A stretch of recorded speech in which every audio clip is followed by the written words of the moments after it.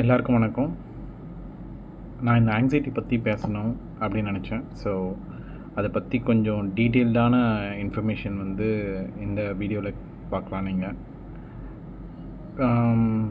நான் என்னோடய real time experience வந்து ஷேர் பண்ணணும்னு நினைக்கிறேன். அண்ட் ஆல்சோ இதிலேருந்து எப்படி வெளியே வரலாம் அப்படின்றதையும் நான் எக்ஸ்பிளைன் பண்ணுறேன்.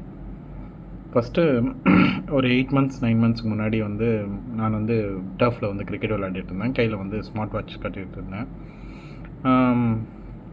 நான் யூஸ்வலாக ஃபுட்பால் விளையாடுவேன், பேட்மிண்டன் விளையாடுவேன். டெய்லி எதனா ஒரு ஃபிசிக்கல் ஆக்டிவிட்டி என்கிட்ட இருந்துகிட்டே இருக்கும்.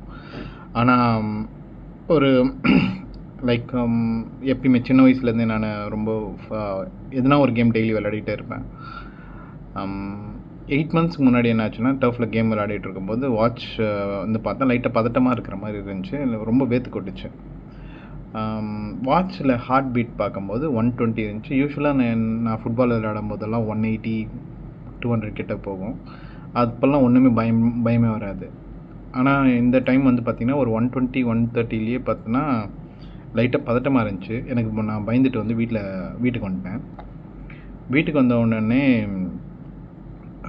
லைட்டாக டிசினஸ் ஆச்சு. அந்த வாட்சில் ஹார்ட் ரேட்டை பார்க்க அந்த ஹார்ட் ரேட் வந்து 120 140 160 வரைக்கும் போயிடுச்சு. எனக்கு வந்து ரொம்ப பயமாயிடுச்சு. ஏன்னா ஆல்மோஸ்ட் லைக் நான் ஏஜ் வந்து 36. நான் இது வரைக்கும் ஹார்ட் அட்டாக் வந்து நான் எக்ஸ்பீரியன்ஸ் பண்ணதில்லை. நான் ரொம்ப பயந்துட்டு என்னோடய ஃப்ரெண்டை கூப்பிட்டு இது மாதிரி என்னவோ பண்ணுதுடா, கண்டிப்பாக இது எமர்ஜென்சியாக இருக்கும்னு நினைக்கிறேன் அப்படின்ட்டு நேராக கிட்ட இருக்கிற மல்டி ஸ்பெஷாலிட்டி ஹாஸ்பிட்டலுக்கு போய்ட்டு அட்மிட் ஆகணும்.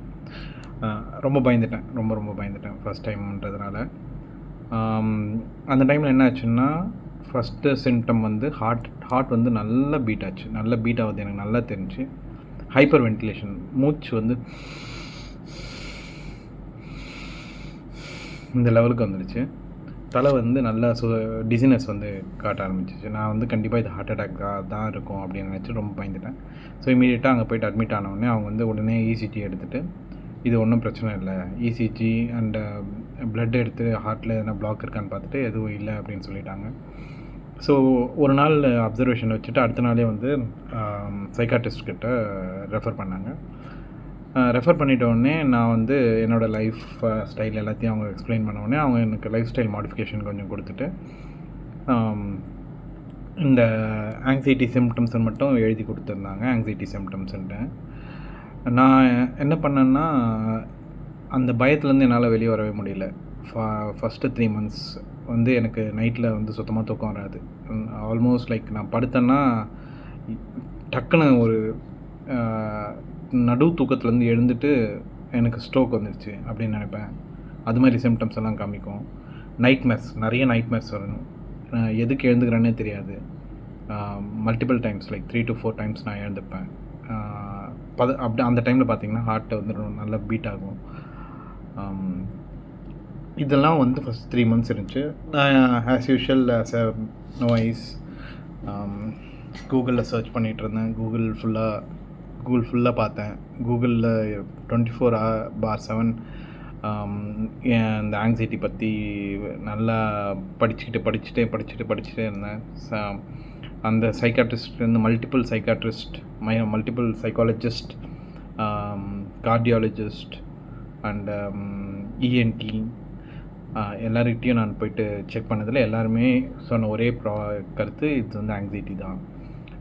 கார்டியாலஜிஸ்ட் கிட்ட போய் கேட்டதுக்கு இதெல்லாம் ஒன்றும் இல்லை, இந்த ஏஜில் நீங்கள் ஏற்கனவே ஆக்டிவாக இருக்கீங்க, அதனால் இந்த டைம்லலாம் ஹார்ட் அட்டாக் வரது வாய்ப்பு இல்லைன்ட்டு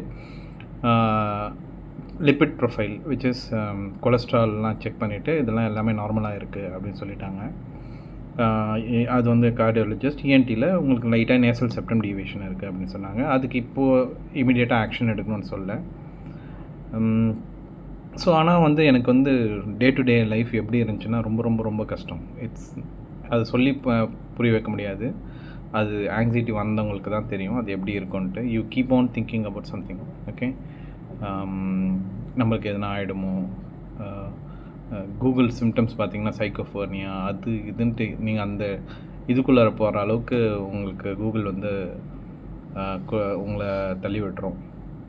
ஸோ அப்படியே போச்சு. ஒரு 3 மந்த்ஸ் போச்சு. அதுக்கப்புறமா நான் ஆங்ஸைட்டி வந்து அக்செப்ட் பண்ண ஆரம்பித்தேன். எப்போ நான் அந்த அக்செப்ட் பண்ண ஆரம்பித்தனோ அப்பத்துலேருந்து அது படிப்படியாக கம்மியாகிறதுக்கு ஆரம்பிச்சிச்சு. கொஞ்சம் கொஞ்சமாக கம்மியாக ஆரம்பிச்சிச்சு. ஆனால் எபிசோட் வந்து மந்த்லி ஒரு வாட்டி கண்டிப்பாக வந்துருச்சு. இப்போ ஆல்மோஸ்ட் லைக் 8.5 months. நான் வந்து சொல்லணுன்னா அட்லீஸ்ட் லைக் 90% கியூர் அந்த ஆங்ஸைட்டிலேருந்து வெளியே வந்துட்டேன். ஆனால் என்னென்ன ஸ்டெப்ஸ் எடுத்தேன் அப்படின்றது வந்து ரொம்ப ரொம்ப ஒரு க்ரூஷியல். ஹூஎவர் இஸ் அந்த ஆங்ஸைட்டி அந்த ப்ராப்ளம் இருக்கிறவங்க, நான் சொல்கிறது கண்டிப்பாக ஸ்டெப்ஸ் எல்லாமே நீங்கள் எனக்கு வந்து வாட்ஸ்அப் பண்ணுங்கள். நான் உங்களுக்கு ஸ்டெப்ஸ் இது பண்ணுறேன். ஆனால் பேசிக்லி நான் எல்லாமே செக் பண்ணிட்டேன். எல்லா doctor, psychiatrist, cardiologist, ENT, neuro எல்லாரையுமே நான் பார்த்துட்டேன். பல பேர்கிட்ட பேசிட்டேன். என் ஃப்ரெண்ட்ஸ் கிட்ட நிறைய பேர்கிட்ட பேசிட்டேன். எல்லாருக்குமே இருக்கும். நீங்கள் நம்பலைன்னா வாட்ஸ்அப்பில் வந்து நீங்கள் உங்களுக்கு ஆங்ஸைட்டி இருக்கும்போது இருக்குதுன்னு வச்சுக்கலாம்.